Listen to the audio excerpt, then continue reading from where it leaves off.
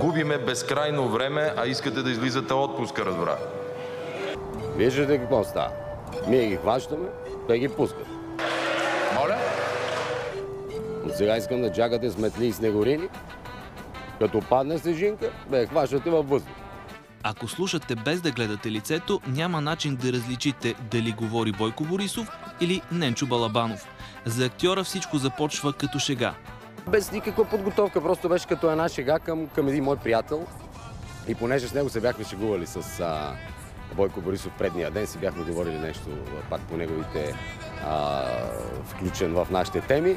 И го използвах като интонация, като тембър, за да му прозвучи малко по-сериозно, защото той е един човек, който закъснява много често. И аз използвах интонацията на Бойко Борисов, за да му прозвучи по-сериозно и да разбере, че трябва да идва веднага, защото нямам никакво време да си играя с него. Двойника на премиера споделя, че не е трудно човек да влезе в неговия образ, защото изказа на Борисов е много характерен. Думите са много отмерени и акцентирани, почти всички. Има едни паузи, такива специфични, които предполагам са най-характерни, за да има време събеседника да обмисли това, което му се казва. Моля?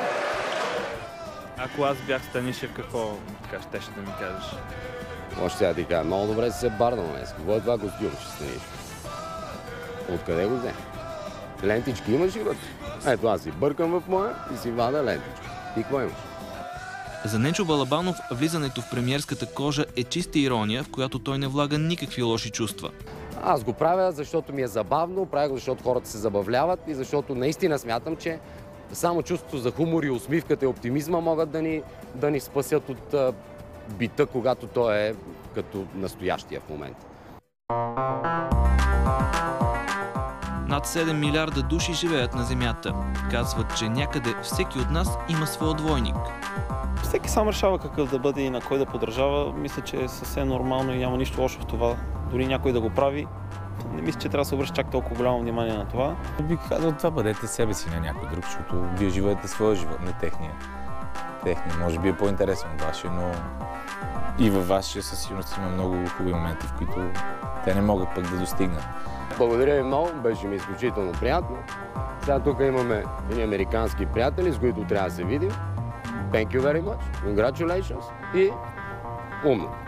Благодаря.